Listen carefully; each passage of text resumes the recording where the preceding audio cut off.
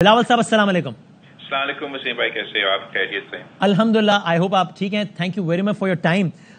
बल्कि बिलावल साहब, अगर मैं यहीं से आगाज कर सकूं कि आप बताइएगा कि आप इसको किस तरह देखते हैं as a former foreign minister भी, और जिस तरह मैंने कहा आप खुद भी उसी हैसियत में गए भी थे, कि एक ऐसे मौके पे कि जब 10 ममालिक इसके मेंबर स्टेट्स हैं, अक्सरियत के वज़ीर आज़म आए हुए हैं, चाइना के भी, रशिया के भी, ज़ाहिर है भारत के वज़ीर आज़म नहीं आए। सो ये इसको आप एक मतलब उस तौर पे देखते हैं कि यानी एक नेगेटिव मैसेजिंग के तौर पे, या आपको लगता है जो प्रिवेलिंग हालात हैं पाकिस्तान इंडिया के, खासतौर पे पोस्ट 370 सिनेरियो जो भी बना, उसमें वजीर खारजा सतह की शिरकत एक अच्छी मैसेजिंग है भारत की तरफ से? आपकी बहुत शुक्रिया वसीम भाई। ऑब्वियसली ये पाकिस्तान के लिए बहुत फख्र की बात है कि आज ना सिर्फ हम SCO की कॉन्फ्रेंस को पाकिस्तान में होस्ट कर रहे हैं, मगर पाकिस्तान की क़यादत में ये कॉन्फ्रेंस चल रहा है। और जैसे आपने कहा, पिछले जो SCO कॉन्फ्रेंसेस रहे हैं,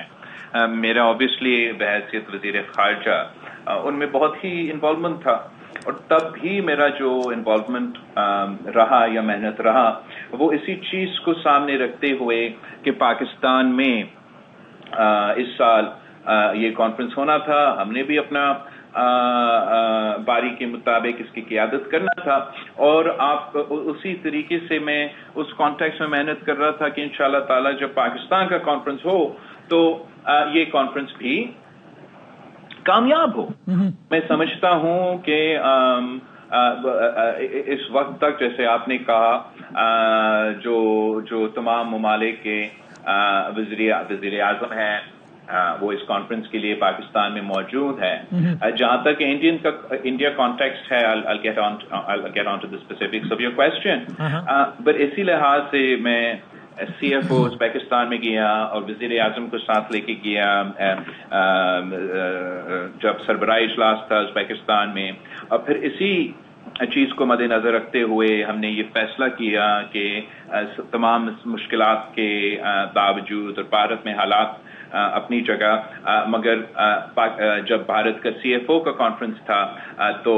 मैं पाकिस्तान का पहला वजीर खारजा बना जो इतने सालों बाद, चले एक मल्टीलैटरल कॉन्टेक्स्ट में, मगर वो मल्टीलैटरल कॉन्टेक्स्ट में भारत की SCO कॉन्फ्रेंस पे गया, पाकिस्तान का मौक़िफ़ कॉन्फ्रेंस में भी और मीडिया में रखा। उसके बाद जो भारत में सरबराही इजलास होना था,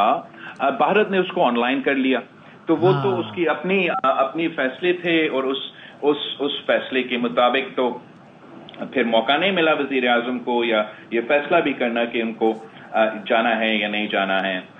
भारत में सरबराही इजलास के लिए। ये जो फैसला किया गया है कि इस इजलास में भारत का वजीर खारजा आएगा, मैं बिल्कुल उसको वेलकम करता हूँ। मैं समझता हूं कि एक किस्म का यही मकसद था कि जो पाकिस्तान की हुकूमत ने फैसला किया कि आप वहां जाएंगे, कि हम ये मल्टीलैटरल एवेन्यू और अपना कमिटमेंट जो SCO है, SCO की इंस्टीट्यूशन है, उसको जाहिर करना चाह रहे थे। अब ये बिल्कुल ही उन्हीं के ऊपर था कि किसको बेचना है। एंड अगर वजीर आजम उतना कॉन्फिडेंट होता भारत का कि वो अपने आप को इस कॉन्टेक्स्ट में पाकिस्तान में कंडक्ट कर सकता था, तो वो खुद आता, या अगर वो समझता कि उसका बेहतर नुमाइंदगी अपना वजीर खारजा कर सकता, तो उसके अपने वो फैसला है। मगर इस कॉन्फ्रेंस की कामयाबी तो जरूर है कि पाकिस्तान और भारत का बायलैटरल मसले अपनी जगह, हमने ना सिर्फ भारत में जो SCO कॉन्फ्रेंस हुआ उसको कामयाब किया, मगर पाकिस्तान का जो SCO का कॉन्फ्रेंस है वो कामयाबी की तरफ बढ़ता जा रहा है। तो दोनों, भारत और पाकिस्तान ने ये साबित कर दिया कि हमारा कमिटमेंट SCO को और हमारा कमिटमेंट SCO के मल्टीलैटरल कमिटमेंट्स को, हमारा अपना बायलैटरल रिलेशंस के मसले से बालातर है।